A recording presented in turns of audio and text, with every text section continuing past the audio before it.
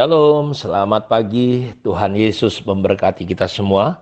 Dimanapun Bapak Ibu berada, saya percaya Tuhan merancangkan yang baik dalam hidup kita. Karena itu pandangan kita, pengertian kita, pemahaman kita perlu benar. Karena itu penting sekali untuk kita mengenali Tuhan, mengenali Allah lewat firman-Nya. Kenapa penting firman Tuhan dalam hidup kita? Karena firman Tuhan itu adalah Allah sendiri. Dan firman Tuhan itu ketika kita memahami, mengerti firman, di situ kita akan bertumbuh mengenali Allah. Bapak Ibu tahu bahwa iman kita tidak mungkin akan melebihi pengenalan kita kepada Tuhan. Seorang hamba Tuhan, A.W. Tozer, berkata bahwa kualitas doa kita sangat ditentukan oleh pengenalan dan pengalaman kita dengan Tuhan. Jadi doa-doa kita tidak yakin. Kenapa? Karena kita nggak mengenali siapa Tuhan yang kita sembah. Karena itu doa kita ini sangat ditentukan oleh pengenalan kita, pengalaman hubungan kita dengan Tuhan. Dan doa ini merupakan tanggapan terhadap persahabatan dan kasih Tuhan. Jadi bagaimana mungkin, makanya James M. Houston berkata bahwa bagaimana mungkin kita, saudara, bisa mengalami realitas pengenalan akan Tuhan kalau kita nggak memiliki pengenalan, persekutuan dengan Tuhan. Hamba Tuhan yang lain berkata, kita tidak mungkin bisa mempercayai, mencintai, melayani, memuji, menyembah Tuhan yang nggak kita kenal. Itulah yang Yesus katakan kepada wanita di Perigi Yakub, engkau menyembah apa yang engkau tidak kenal. Aku menyembah Allah yang aku kenal.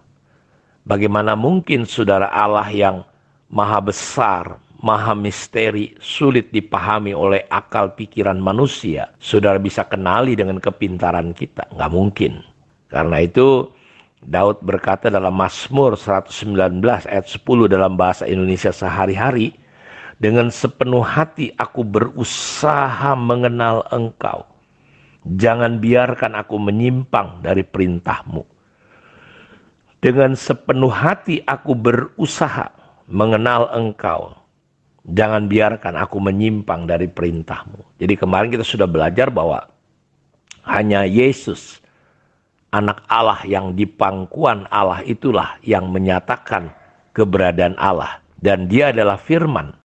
Dan firman itu adalah dirinya sendiri. Karena itu saya ingin mendorong kita semua, bagaimana kita bisa bertumbuh di dalam keserupaan, kesegambaran dengan Allah. Nah, dan saya kemarin mengatakan bahwa cirinya seseorang itu bertumbuh di dalam pengenalan akan Allah lewat firman Tuhan adalah pandangannya mengalami perubahan. Tujuan hidupnya mengalami perubahan. Ya, dia nggak hanya hidup lagi. Kita ini begitu lahir, kita lahir di dalam dosa. Kita semua tidak ada yang benar, seorang pun gak ada yang benar. Kita diremas, dibentuk, menyatu dengan apa? Dengan pandangan-pandangan yang salah. Sehingga ketika kita mengenali Tuhan, tujuan hidup kita pasti akan berubah arahnya. Kalau arahnya tadi hanya untuk diri kita, semata-mata semua hanya untuk diri kita, sekarang kita mulai beralih. Tujuan dan pandangan kita mulai berubah. Tujuan dan arahnya mulai kepada Tuhan. Nah, ini penting sekali. Kita lihat Rasul Paulus. Dulu hidupnya semata-mata hanya untuk dirinya sendiri. Ya, tapi ketika dia mengenali Tuhan, hidupnya berubah. Bahkan dia ditentukan menginjil itu bukan untuk orang Yahudi, tapi dia rela katanya terkutuk demi orang-orang Yahudi. Ya, Musa yang dulu pandangan hidupnya, tujuan hidupnya semata-mata hanya untuk dirinya, kebesaran dirinya, mulai mengalami perubahan-perubahan dalam hidupnya. Dan semua orang yang kita lihat di dalam Alkitab, ketika dia mengenali Tuhan lewat firman Tuhan, hidupnya berubah. Petrus yang tadi semata-mata hidupnya hanya untuk ikan, satu hari semalam-malaman dia sudah bekerja keras dan tidak dapat apa-apa.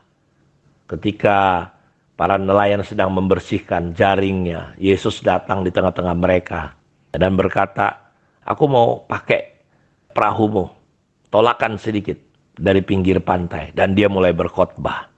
Setelah itu Yesus berkata kepada Petrus, coba lemparkan jalamu ke tempat yang lebih dalam. Dan waktu itu adalah pagi ya, sedikit siang mungkin jam 10-an ya. Dan biasanya seorang nelayan, dan Petrus adalah keturunan nelayan ahli dalam bidang perikanan. Tetapi ketika Yesus berkata, dia berkata, guru udah semalam-malaman nih aku menjala. Tidak ada satu ekor ikan pun. Tapi Bapak Ibu lihat, tapi karena engkau yang berbicara, aku mau taat. Dan ketika dia melemparkan jalanya, Alkitab berkata jala itu penuh dan hampir koyak. Dan ternyata satu perahu itu nggak cukup. Dia harus memanggil satu perahu lagi. Dan itu hampir tenggelam. Dan saudara ingat, Petrus seorang nelayan, hidupnya semata-mata tujuannya adalah ikan, mencari untung untuk makan. Tapi ketika sudah dibawa ke pantai, aneh sekali. Alkitab berkata waktu itu dia tersungkur, dia merasa tidak layak. Pergilah dari aku Tuhan.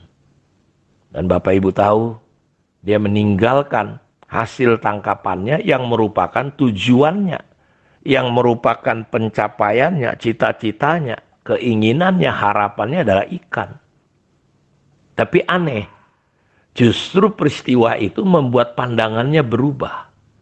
Tujuan hidupnya berubah. Dan Yesus berkata, engkau bukan lagi penjala ikan.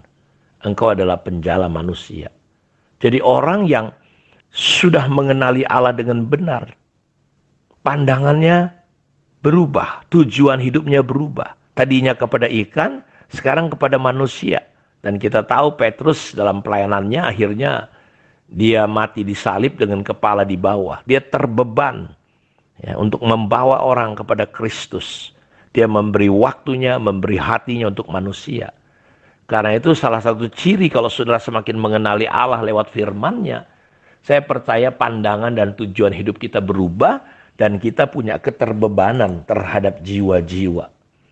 Ya, bagaimana dengan saudara? Apakah saudara menjadi orang Kristen, beribadah, baca Alkitab, tapi ternyata saudara masih hidup untuk diri sendiri?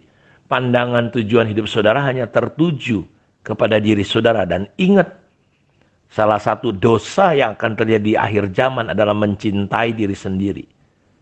Ya, tidak peduli dengan orang lain, cinta kepada diri sendiri. Ya. Dan hari ini jangan sampai kita terjebak dengan jebakan-jebakan iblis yang mulai masuk ke dalam kekristenan, gereja modern.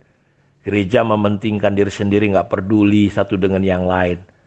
Ya, saya melihat aneh saja hari-hari ini, tapi kita jangan sampai terjebak. Karena itu saya berdoa dan mengajak kita untuk terus mempelajari, membaca firman, merenungkannya, menghidupinya dalam hidup kita. Dan kalau saudara semakin mengenali Allah, pandangan saudara, tujuan saudara berubah.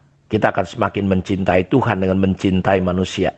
Kita pasti punya waktu untuk melayani jiwa-jiwa. Kiranya Tuhan memberkati kita semua. Mari kita berdoa. Bapa, terima kasih.